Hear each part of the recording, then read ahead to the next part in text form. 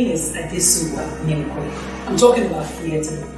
Fear is false expectations appearing real. That's a cliche, I know. But to me, it has become something that has guarded and guided my life, guarded me against fear itself, and guided me in terms of how I attack or face fear. Now, the two words in that spelling of fear that hits me all the time are expectation and real, which to me is expectation and reality. Now, what's expectation? What you decide or determine that you want to have, or what you wish to have, or what you desire to have. And reality is your reality, what's happening to you right now. And you see, in both circumstances, you are there. So, but it depends on if you are in the driver's seat of your life. Now, why am I saying this? With time, I've had different fears. One of them, usually as a mother, you fear for your children, where they're going to turn out. I'm going to share an example of one fear that I faced, how it turned out. And I only saw the reality of the fear only a few weeks ago. Now, 3 years ago, I had a son who wanted to stop the course he was studying, computer engineering. He had done 3 years of computer engineering in a university in America, and he was tired. He didn't want it. It wasn't what he wanted to do. Mind you, had paid school fees 3 years in a row.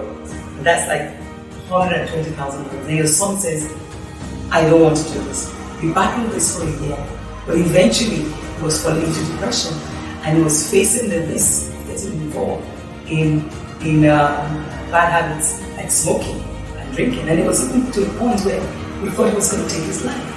And that was when I had to confront my fears. I realized, why? What was my fear? It was a fear that made me not accept this decision. Fear that, where will I get money to do other things? And it was just 1 year away from graduation.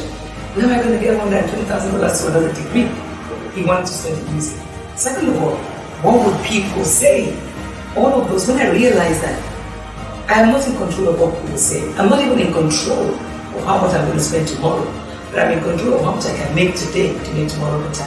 And I'm in control of how much I can keep this guy alive and happy enough to do the things that he wants to do and make me happy ultimately.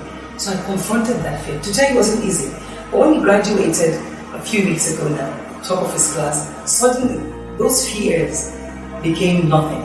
I still have fears, but I think the best thing that's happened to me is realizing that if your mind is in the right place, you will be in the driver's seat of your car of life, and then you are better in a position to face fears, but you don't discount them. You recognize them, and you deal with them, and you work with them. A life change happened to me almost last year when I went to go and do a life coaching course, and an NLP course, and an EFT course, and I'm still learning at the Olusola Academy.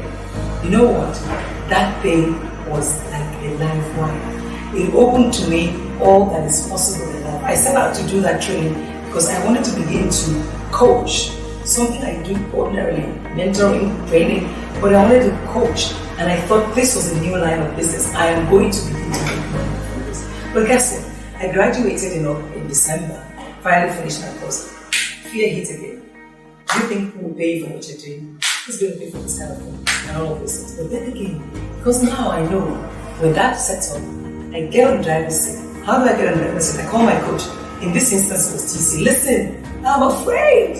And he says, you have to go back to your anchor. Go back to what you know and just do it. So what am I saying? Fear will always be with you. But you have to learn to face fear. And to face fear, you've got to transform your mind. To transform your mind, you've got to train. You've got to get the knowledge. You've got to get the skill. Today, I am a life and relationship coach. My life is an example, yes. The relationship of experience, an example is yes. But I have trained in one of the best. So you can trust that whenever you come to here, you're going to be getting the best. Truly, fear, the difference is expectation and reality. You can control.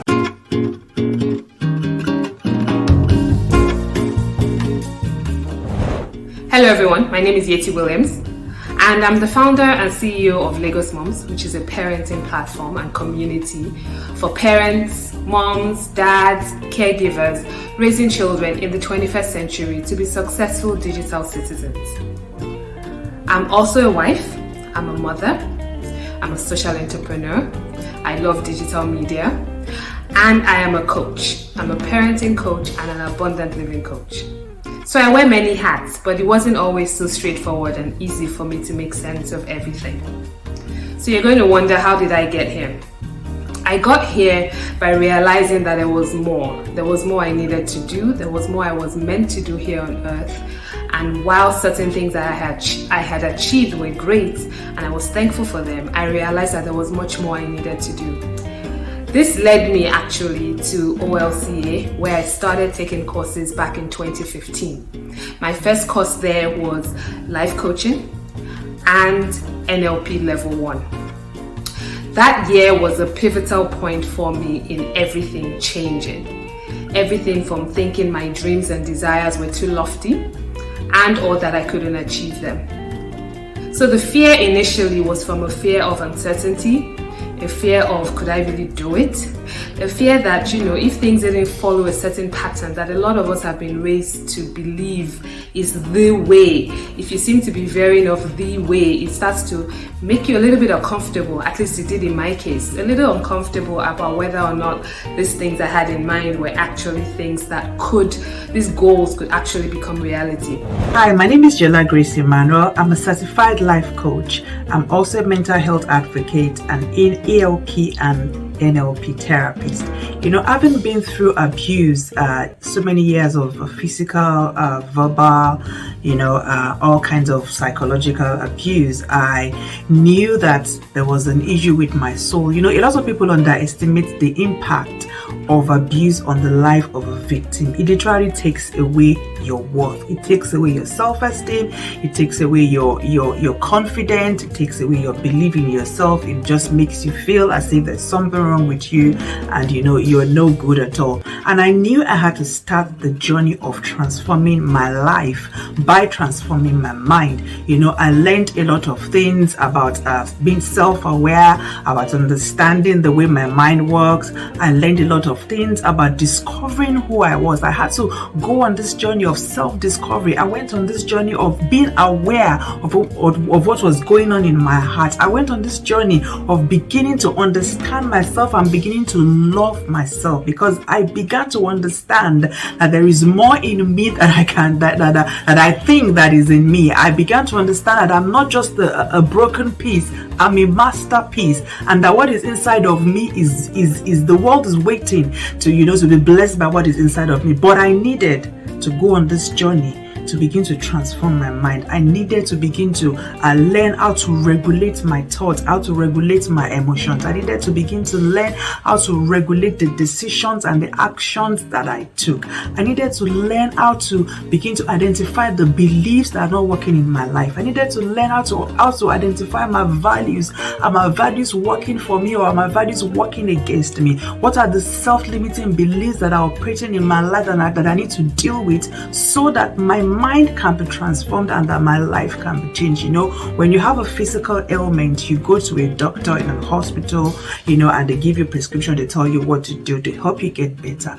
But sometimes most times when we have issues with our soul, we kind of don't do what we're supposed to do, don't seek the kind of help that we're supposed to seek. And a lot of people, a lot of victims of abuse are dealing with fear and anxiety, and they don't even know what to do or how to live their best life. I had to seek help, and I'm challenging you to seek help, because after everything that happened, I understood that I needed to begin to, embrace the present, look at the things that are working in my life. It's not just about the causes, it's about life transformation. Are you dealing with any kind of fear or any kind of anxiety or any kind of phobia?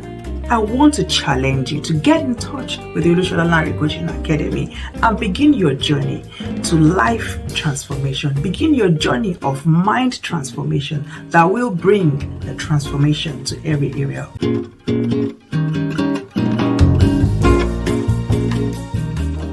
I learned the power of affirmations. I've understood now that there's power in positive affirmations. And one of the things we learned there was to understand how your mind, your soul, your body reacts to the words, the positive words that you speak as affirmations to yourself. Kudos to the faculty and the lead faculty himself, Lion Lishola, for putting together a compilation of many affirmations focused on various aspects of life. So there are affirmations for the powerful and the virtuous woman, there are affirmations about money, affirmations about spirituality, and those affirmations on a daily basis help me in moving on, overcoming any form of fear and any lethargic situation. It's not every day I wake up feeling very happy. It's not every day I wake up wanting to move on, wanting to go to work, wanting to get up from my bed. But anytime I plug in and I listen to those affirmations, I'm reignited, I'm energized, I'm propelled to just do it, like Nike would say. So that's one of the techniques I learned during my time at OLCA. And the good thing is, you can actually sit down and put together your own affirmations around any area of your life. Just think of any area of your life you want an improvement, you want to overcome fear about, write down those affirmations, speak them to yourself, speak them to your mind, let it resonate, let it propel you to move on and just do it. We learned about the power of affirmations. And we also received the affirmations by the Catalyst, which are pure gold. If you haven't already heard them, you definitely need to get your hands on them. I learned the power of gratitude, the power of creating a gratitude journal, of knowing that, of creating my affirmations, telling myself that because it was negative words that were spoken to me that made me feel like I was worthless and I actually wanted to die. I had to create my affirmations and begin to say to myself, I'm special, I'm valuable, I'm cherished, I'm loving, I am a trailblazer, I'm a masterpiece, I know who I am. And all of that is a journey of mind transformation, a journey of life transformation. And guess what? I started this journey with the Olushola Lanre Coaching Academy. And I also had a deeper understanding of emotions, where I understood the power of affirmations and emotions, what they actually say, and how you can use them to your own advantage and make them work for you. And even when they even arise, how to deal with them. Signing up for life coaching really initially taught me about taking apart everything I thought about, everything I thought I knew, everything I thought I wanted, and starting to rebuild everything and ensuring that my values and my beliefs were aligned to help me reach the goals that I was setting for myself. So that was one of the first things that I learned. Another intervention or tool or system that I've gotten used to using regularly in my life, and that I love to use for my clients, is also the Wheel of Life.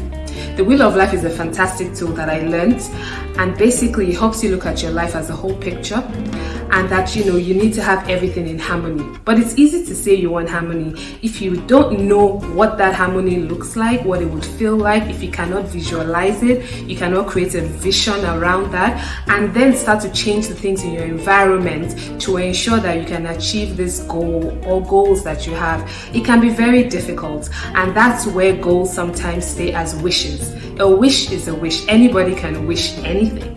When a goal becomes reality, where you can set the SMART goals to get there, it takes a lot more than just wishing. You need the right environment, you need a coach, you need the right community, you need the tools that will help you to stay consistent to achieve the goals that you want to achieve. And then when you master that, in my case, after I mastered this process of setting goals, aligning them with my values and beliefs, ensuring my life was in harmony in all areas, changing my environment and capabilities and all the things I needed to be aligned to achieve those goals in a consistent basis, I was then able to take that and start to share it with other people. I've come to understand what triggers my emotion. I am able to take this thing out of the negative one and redirect the negative energy into more positive things. One beautiful thing about the chief catalyst is that he is down to earth. In fact, he is the best person I have ever met. He talks as if he understands you, like an X-ray machine. and can see deep down into your soul. The emotional mastery class is like an X-ray machine. It will help you to pinpoint and identify the negative traits going on deep down inside you. But the beautiful thing is that the class will arm you with the tools to master your emotions. I can say today, I have mastered my emotions.